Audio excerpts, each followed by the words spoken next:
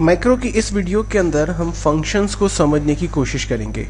देखें, पिछली वीडियोस के अंदर हमने सब रूटीन्स क्रिएट किए थे और हमने देखा था कि वो किसी ऑब्जेक्ट के साथ मिलकर काम करते हैं। लेकिन अगर हमें लेट अज्यूम करें कि मल्टीप्लिकेशन, डिवीजन या कोई भी फार्मूला अप्लाई करना है कंपनी के अंदर, जिस तरह से इंसेंटिव के अपने बेनिफिट्स होते हैं सैलरीज के हवाले से, कमीशंस के हवाले से, टैक्स के हवाले से, राइट। तो अगर आप इस तरह के फंक्शंस खुद क्रिएट करना चाहते हैं बैक एंड पे मैक्रोज में, तो वो कैसे क्रिएट किए जाएंगे, नंबर वन। नंबर टू, उन फंक्शंस को हम अपनी एक्सेल के अंदर कैसे यूज करेंगे, और अगर ये फंक्शन हमें किसी और के साथ शेयर करने हो, फॉर एग्जांपल आप हेड ऑफिस के अंदर में मौजूद हैं और आपने सैलरी से रिलेट कोई एक जो है वो फंक्शन क्रिएट कर दिया, या टैक्स डिडक्शन से रिलेट एक फंक्शन जो है वो क्रिएट कर दिया, और आप ये चाहते हैं कि अक्रॉस द रोड जहां जहां पर इससे रिलेट एक्टिविटी हो रही है, जिन जिन ब्रांचेस के अंदर या जिन जिन दूसरे रीजन्स की हेड ऑफिस के अंदर ये एक्टिविटी हो रही है, तो आप अपना फंक्शन उनके साथ शेयर कर ले। तो ये कैसे पॉसिबल होगा? देखिए, सबसे पहले तो ये समझ लें कि एक्सेल के अंदर जब हम इक्वल्स लिखते हैं और जैसे ही हम कोई फंक्शन लिखते हैं, लेट सपोज करें मुझे सम लिखना है, तो मैंने एस लिखा, तो एस वाले जितने भी फंक्शन हैं वो सारे मेरे पास आ गए, राइट। तो मैं चाहता भी यही हूं कि जब मैं अपनी सैलरी से रिलेट या इंसेंटिव से रिलेट कोई भी फंक्शन क्रिएट करूं, तो वो फंक्शन भी मुझे यहाँ इसी तरह से नजर आते रहें और फिर मैं उनको जिस तरह से दूसरे फंक्शन यूज करता हूं उसी तरह से उसे यूज करूं। तो एक सिंपल सा क्राइटेरिया मैंने यहाँ पर बनाया है और मैं चाहता यह हूं कि तमाम एम्प्लॉय की सैलरी का 10% मेरे पास इंसेंटिव आ जाए। तो एक्सेल के अंदर हम ये काम कैसे करते हैं, हम लिखते हैं इक्वल टू जो भी सैलरी है मल्टीप्लाई बाय उसे 10% कर देते हैं, या फिर आपने 0.1 लिखा, ये भी 10% है, या फिर आप नॉर्मली 10% लिख दें एंड देन इंटर कर दें, और उसके बाद आप ड्रैग कर दें तो तमाम स्टाफ की सैलरी का 10% बोनस आपके पास या जो भी बेनिफिट है वो आपके पास आ गया है, ठीक है। लेकिन सपोज करें कि अगर ये काम मैक्रो के थ्रू हमें करना है तो कैसे करेंगे?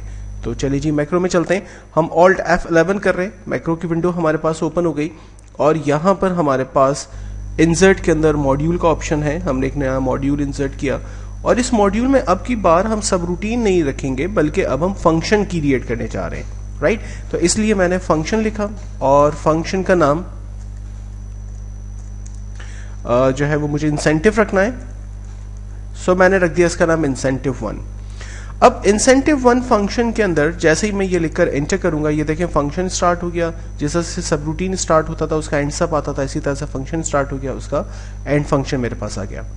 अब मुझे करना क्या है कि इंसेंटिव नाम का जो मेरा फंक्शन है उसके अंदर वैल्यू स्टोर करानी है सैलरी को मल्टीप्लाई बाय 10%। तो सैलरी भी अपने अंदर एक वैल्यू को जो है वो स्टोर करेगी। तो मुझे एक वेरिएबल की जरूरत है जिसका नाम है सैलरी, और उस सैलरी को मैंने इस ब्रैकेट ओपन ब्रैकेट क्लोज के अंदर ही मेंशन कर दिया। और चूंकि अगर मैंने इसकी डेटा टाइप मेंशन नहीं की है, तो मैंने अपनी लास्ट वीडियो के अंदर बताया था कि वेरिएंट नाम का एक वेरिएबल होता है जो अकॉर्डिंग टू द डाटा अपने आप को खुद एडजस्ट कर लेता है, राइट। सो मैंने वेरिएबल लिया सैलरी और अब मैं फंक्शन लिख रहा हूं इंसेंटिव। इंसेंटिव 1 क्यों लिख रहा हूं? बिकॉज कि मैं चाहता हूं कि जब भी सैलरी को मैं 10% से मल्टीप्लाई करूं तो जो भी आंसर आए वो इंसेंटिव के फंक्शन के अंदर स्टोर हो जाए और फिर मैं उसी फंक्शन को यहां पर यूज करूंगा। तो मैंने लिखा इंसेंटिव 1 बराबर हो जाए सैलरी मल्टीप्लाई बाय 10%, और सिंपली मैं इंटर कर देता हूं। ये हमारा जो है वो स्टेटमेंट कंप्लीट हो गया। एक्सेल पे चलते हैं और लेट अज्यूम करें यहां पर मैं फंक्शन अप्लाई करता हूं इक्वल्स टू इंसेंटिव। देखें, जैसे ही मैंने इंसेंटिव लिखा, ये मेरा फंक्शन यहां पर अब बिल्ट इन हो गया एक्सेल के अंदर। अब वो मुझे नजर आ रहा है। डबल क्लिक किया मैंने और मैंने क्या बताया था, सैलरी। तो मुझे सिर्फ सैलरी को सिलेक्ट करना है एंड देन सिंपली इंटर करना है। तो बैक एंड पे वो क्या करेगा, सैलरी को मल्टीप्लाई बाय 10% कर देगा और आंसर हमारे पास रिटर्न करेगा। इसी को मैं ड्रैग कर लेता हूं। आप देखें तमाम फंक्शंस मेरे प्रॉपर्ली वर्क कर रहे हैं, राइट। अगर सपोज करें कि कंपनी की पॉलिसी चेंज हो गई और मल्टीप्लाई बाय 10% की जगह कंपनी जो है मल्टीप्लाई बाय 12% अब इंसेंटिव दे रही है या 20% दे रही है, वॉट एवर जो भी, तो आपको सिर्फ यहाँ पर नंबर को चेंज करना है। लेट अज्यूम करें 20%, ठीक है। तो मैंने यहाँ पर 0.2% कर दिया।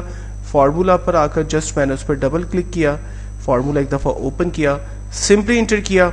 आप देखें सारी वैल्यूज नीचे अपडेट हो गई, बिकॉज के अब ये सैलरी का मल्टीप्लाई बाय 20% हमारे पास आ रहा है। एक और एग्जाम्पल को देखते हैं। मिसाल के तौर पर शीट नंबर 2 पे हमारे पास सैलरी का बोनस हम उनको देंगे जिनका रीजन ईस्ट है, सैलरी पे बोनस उन लोगों को मिलेगा, 10% बोनस हमें देना है, उन लोगों को देना है जिसका रीजन ईस्ट है, उसके अलावा किसी भी रीजन वालों को हमने कोई बोनस नहीं देना।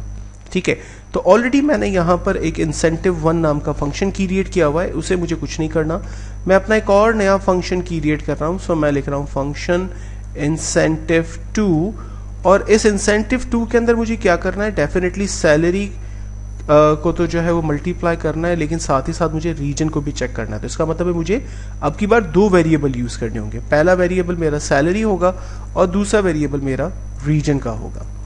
फिर उसके बाद मैंने फंक्शन अप्लाई किया कि इंसेंटिव 2 को बराबर कर दे सैलरी मल्टीप्लाई बाय 10%, राइट। लेकिन इसके अंदर हमने वो क्राइटेरिया तो लिखा ही नहीं कि भाई रीजन जो है वो क्या था, ईस्ट होना चाहिए, राइट। तो हमें क्या करना होगा, हमने अपनी पिछली वीडियोस के अंदर इफ की स्टेटमेंट पढ़ी थी, हम इफ की स्टेटमेंट यहां पर यूज करेंगे। हमने कहा इफ अगर रीजन इक्वल्स टू ईस्ट है, और ये केस सेंसिटिव है, ये ख्याल रखिएगा, जैसे आपकी शीट पर ईस्ट लिखा हुआ है वैसे ही यहां पर आपको स्पेलिंग लिखनी है, अगर कैप्स में तो कैप्स में। तो हमने कहा इफ अगर रीजन इक्वल्स टू ईस्ट है, देन इंसेंटिव 2 के अंदर वैल्यू क्या स्टोर करे, सैलरी को मल्टीप्लाई बाय 10%, एल्स हमने कहा इंसेंटिव 2 को बराबर कर दे 0 के एंड एफ, राइट। सो अब वो क्या करेगा, जब उसे रीजन ईस्ट मिलेगा तो सैलरी मल्टीप्लाई होगी 10% से, अदरवाइज सैलरी कोई भी बोनस इंक्रीमेंट नहीं होगा और 0 आ जाएगा। अच्छा, अब यहां पर हमें पहले क्या चेक कराना है, पहले हमें रीजन चेक कराना है और फिर हमें सैलरी। तो यहां पर जो वेरिएबल हम डिक्लेयर करेंगे वो भी इसी तरह से होगा। अगर मैंने सैलरी और रीजन दिया है तो फॉर्मूले में हम जब इंसेंटिव 2 का फंक्शन इस्तेमाल करेंगे तो पहले सैलरी बताएंगे एंड देन कॉमा और फिर रीजन बताएंगे, ठीक है, एंड देन सिंपली इंटर। अब देखें रीजन अगर ईस्ट है तो सैलरी का 10% है, वरना 0। तो मैंने पहले सैलरी और फिर रीजन क्यों लिया, बिकॉज के मैंने अपने फंक्शन के अंदर ही पहले सैलरी और रीजन डिक्लेयर किया हुआ है। अच्छा, अज्यूम करें कि अगर मैं इंसेंटिव 2 का फंक्शन इस्तेमाल करता हूं, लेकिन पहले मैं रीजन ले लेता हूं और फिर मैं सैलरी ले लेता हूं, तो फिर क्या होगा, आंसर 0 आ रहा है। ट्रैक कर रहे हैं क्यों 0 आ रहा है, बिकॉज के अकॉर्डिंग टू द फंक्शन आपने समझाया कि पहले आपने सैलरी बतानी है फिर आपने रीजन्स बताना है। तो इसका मतलब है कि जो मेथड आपने यूज किया वो गलत है, यानी सिंटैक्स को फॉलो करना जरूरी है। जैसे एक्सेल के अंदर होता है ना, आप वी लुकअप का फंक्शन इस्तेमाल करते हैं, उसमें 4 उसके पैरामीटर्स हैं, तो उन 4 पैरामीटर्स को उन्हीं की सीक्वेंस के साथ यूज करना होता है। ऐसा नहीं कि आप अपनी मर्जी से कुछ भी, किसी को भी पहले सेलेक्ट कर लें, किसी को भी बाद में सेलेक्ट कर लें, ऐसा नहीं हो सकता। और अगर ऐसा करेंगे तो डेफिनेटली रिजल्ट नहीं आएगा। यहाँ पर भी यही हो रहा है, आप देख रहे हैं कि हम अगर पहले सैलरी बताएंगे और रीजन बताएंगे तो ही आंसर जनरेट होगा, अदरवाइज हमारे पास आंसर भी जनरेट नहीं होगा। थर्ड एग्जाम्पल पे चलते हैं। इस एग्जाम्पल के अंदर हम इस बात को समझने की कोशिश करेंगे कि अगर एम्प्लॉय का रीजन लेट सपोज करें ईस्ट और वेस्ट है, तो सैलरी को मल्टीप्लाई करेगा 10% से, अदरवाइज कोई बोनस नहीं होगा।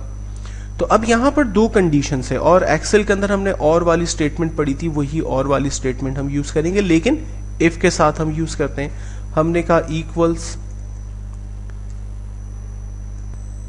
तो एक्सेल में हम ये काम कैसे करते हैं, हमने लिखा इक्वल्स इफ ब्रैकेट ओपन और के अंदर हमने बताया कि अगर इस सेल की वैल्यू अगर ईस्ट मिल जाए, कॉमा, या इस सेल की वैल्यू अगर वेस्ट मिल जाए,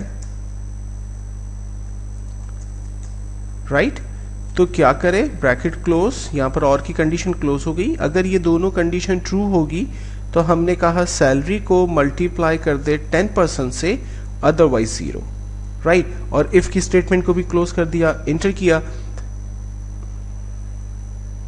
ओके, छोटी सी मिस्टेक है, मल्टीप्लाई बाय 10% वरना 0, एंड देन इंटर। अब देखें कंडीशन जहां पर ईस्ट और वेस्ट है वहां पर सैलरी का बोनस आ रहा है, अदरवाइज हमारे पास 0 रिजल्ट आ रहा है। तो अगर मुझे यही काम मैक्रो में करना है तो कैसे होगा, हमने सिंपल सा फंक्शन यही मैक्रो में यूज करना है, और फंक्शन हम अब क्रिएट कर रहे हैं इंसेंटिव 3, राइट। और इसमें हमारे पास अगेन 2 वेरिएबल्स होंगे। नंबर 1 हमारे पास अब की बार हम रीजन ले लेते हैं और हम सैलरी ले लेते हैं। ठीक है, हमने कहा इफ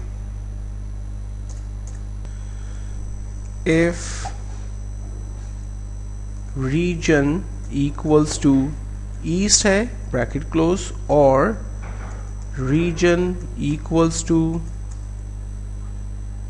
वेस्ट है, देन सैलरी को इंसेंटिव को 3 को बराबर कर दे salary multiply by 10%, else incentive 3 को बराबर कर दे 0 के एंड इफ। राइट, सो हमने कहा इफ अगर रीजन इक्वल्स टू ईस्ट है और रीजन इक्वल्स टू वेस्ट है, देन सैलरी को मल्टीप्लाई कर दे 10% से, अदरवाइज 0। सो हमने फंक्शन अप्लाई करके देखा इक्वल टू इंसेंटिव। अब देखें फंक्शन इंसेंटिव 3 भी यहां पर आ गया। मैंने इंसेंटिव 3 को सेलेक्ट किया। पहले मुझे क्या बताना है इसमें, रीजन। सो मैंने यहां से रीजन सेलेक्ट किया, कॉमा, और फिर मैंने सैलरी को सेलेक्ट कर लिया एंड देन एंटर। अगर ये क्राइटेरिया मैच हो रहा है तो हमारे पास ट्रू की कंडीशन वर्क कर रही है, यानी सैलरी का 10%, अदरवाइज ट्रैक करते हैं, देखें नो बोनस। राइट, बिकॉज कि यहाँ हमारे पास नॉर्थ है, साउथ है, तो कोई बोनस हमारे पास ऑफर भी नहीं हो रहा। तो हमने एक्चुअल में इफ की स्टेटमेंट जो हम एक्सेल में यूज करते हैं वही मैक्रोस के थ्रू अगर करना चाहें तो कैसे कर रहे हैं ये हमने देखा। नेक्स्ट स्टेटमेंट पे चलते हैं। एक और फंक्शन हम क्रिएट करेंगे। इसमें हम बताएंगे कि सैलरी पर बोनस ऑफर करे उन लोगों को जिनका रीजन ईस्ट और डिपार्टमेंट एचआर है, यानी एंड की कंडीशन हमें अप्लाई करनी है। तो एक्सेल में ये काम कैसे करते हैं, हमने लिखा इक्वल्स इफ एंड। ठीक है, हमने कहा अगर इस सेल की वैल्यू इक्वल्स टू ईस्ट हो जाए, कॉमा, इस सेल की वैल्यू इस सेल पर अगर उसे HR मिल जाए तो क्या करे, ब्रैकेट क्लोज हो गया एंड का। अब हम इफ में आ चुके हैं, कॉमा, सैलरी को मल्टीप्लाई कर दे 10% से वरना 0। इफ का भी bracket close and then enter. अब देखिए जहां ईस्ट और HR मिल रहा है वहां पर रिजल्ट आ रहा है, अदरवाइज कहीं पर कोई भी रिजल्ट नहीं आ रहा। तो कहीं भी कोई भी क्राइटेरिया भी मैच नहीं हो रहा, डिपार्टमेंट, ईस्ट और HR। तो चलें जी हम बना लेते हैं, यहाँ पर देखते हैं। मैं यहाँ पर एक और ईस्ट लिख रहा हूँ HR के साथ, ग्रेट, ये देखें रिस्पॉन्स मिल रहा है। अब यही काम हमें सपोज मैक्रो के अंदर करना है। तो मैं मैक्रो में जा रहा हूँ और एक नया फंक्शन क्रिएट कर रहा हूँ और इस फंक्शन का नाम मैं इंसेंटिव 4 कर देता हूँ, इंसेंटिव 4, और मैंने लिखा रीजन डिपार्टमेंट, चूंकि बिकॉज 3 इस वक्त मुझे मेरे पास वेरिएबल्स है, एंड देन सैलरी।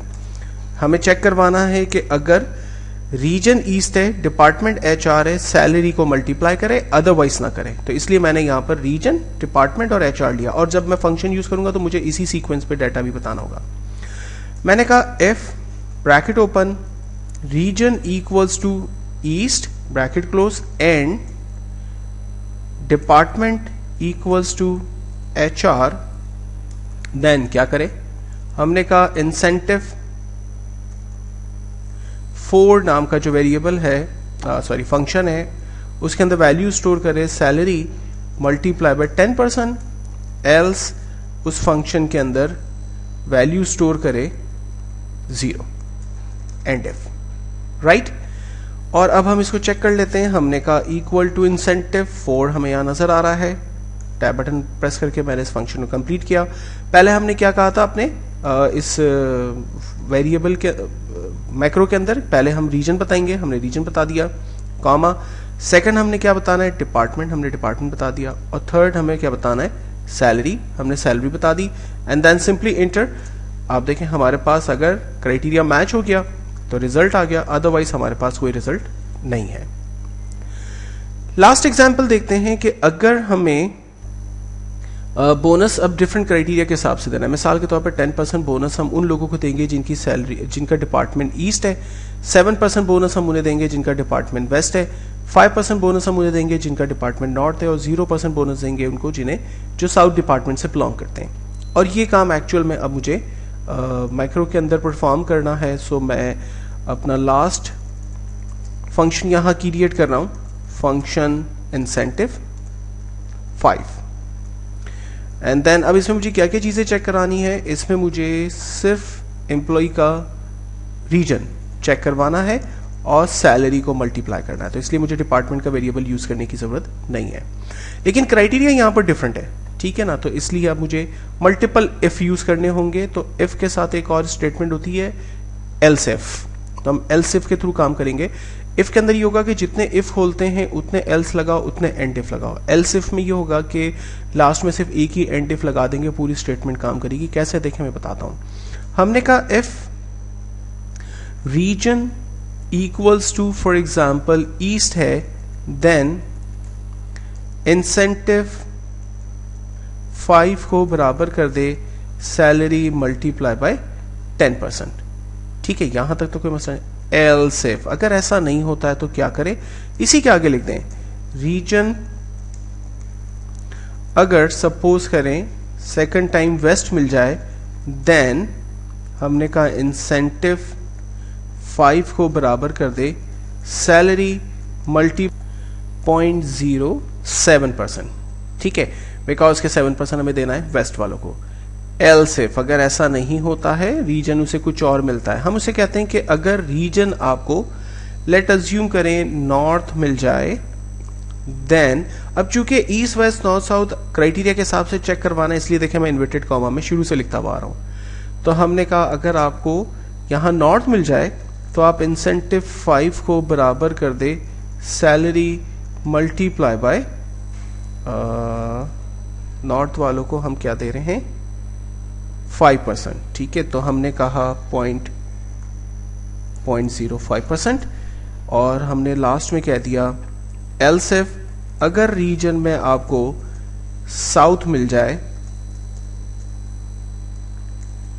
देन आप इंसेंटिव 5 को बराबर कर दे 0 के एंड इफ।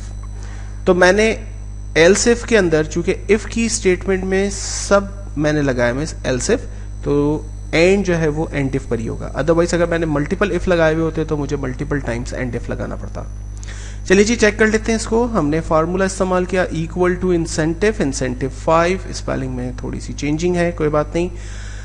यहां हमें बताना है रीजन कॉमा सैलरी, एंटर किया, ग्रेट, रिजल्ट आ गया हमारे पास। 10% बोनस वहां पर है जहां पर ईस्ट है, 7% वहां है जहां वेस्ट है, 5% वहां है जहां नॉर्थ है, और 0 वहां है जहां पर हमारे पास साउथ रीजन आ रहा है। तो ये डिफरेंट क्राइटेरियाज हमने अप्लाई किए अपने मैक्रो के थ्रू।